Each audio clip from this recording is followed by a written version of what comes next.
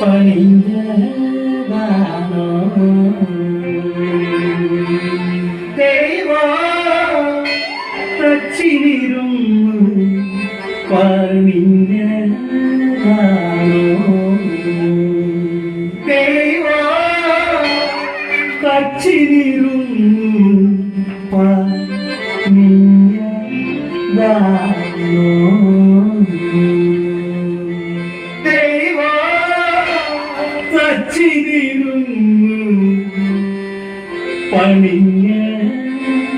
പണിഞ്ഞതാണോ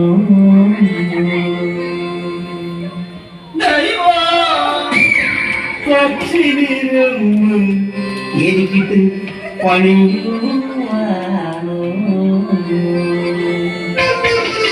എത്ര ദൂരം സഞ്ചരിച്ചത് അവർക്കറിയില്ല. അവർ എത്തിപ്പെട്ടത് ഒരു ഘോര വനത്തിലായിരുന്നു. ആടലും മറുതയും യക്ഷിയും വിഷപ്പാമ്പുകളും അടയിരിക്കുന്ന ഒരു ഘോര വനത്തിൽ.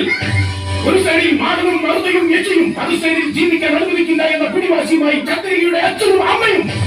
ഒടുവിൽ അവരുടെ തീരുമാനത്തിലെത്തി. ഒരുമിച്ച് ജീവിക്കാൻ കഴിഞ്ഞില്ലെങ്കിൽ ഒരുമിച്ച് ചിരിക്കാം, ഒരുമിച്ച് മരിക്കാം. അവിടെ കണ്ട മരത്തിൽ അവർ ചാടിക്കയറി.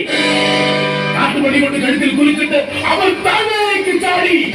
നിർഭാഗ്യമെന്ന് പറയട്ടെ, കാട്ടുമല്ലി പൊട്ടി വാഴം വെട്ടി വെട്ടിയിട്ട പോലെ ചത്തോ പൊട്ടോന്ന് പറഞ്ഞ് കിടക്കുന്ന നമ്മുടെ കഥാനായിക ചന്ദ്രിക. ആ സമയം കാട്ടുമല്ലിയിൽ തൂങ്ങിയാടുന്ന രമണനെ നിലകന്നുകളോടെ ചക്കുപൊട്ടി അവൾ നോക്കി. ഈ സമയത്ത് അവൾ സംഭവിച്ചത് വിവരം അറിയിച്ചതനുസരിച്ച് കാട്ടുമല്ലിയിൽ തൂങ്ങി അവനെത്തി. വള്ളിയിൽ പൊട്ടി താഴെ കിടക്കുന്ന നമ്മുടെ ചന്ദ്രികയെ എടുത്തോണ്ട് അവനോ ഒറ്റ പോക്കാൻ.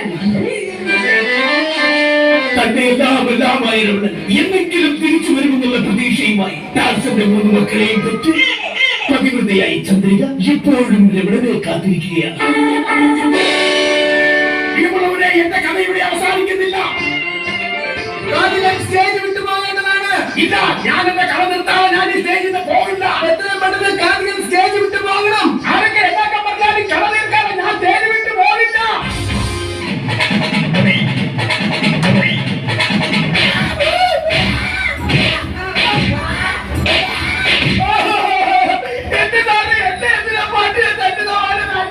തന്നെ എന്തിനാ തല്ലുന്നോ? എടാ, നിന്റെ ഈ കഥ അടുത്ത മാസം 5-ാം തീയതി എന്റെ അമ്പലത്തിൽ ഞാനാ സ്പോൺസർ ചെയ്തേക്കുന്നത്. നിന്റെ കൈയും കാര്യം ഇന്ന് ഞാൻ തല്ലി ഒടിച്ചില്ലെങ്കിൽ പരിപാടിയിൽ നിന്ന് നാട്ടുകാർ എന്റെ കൈയും കാര്യം തല്ലി ഒടിക്കും.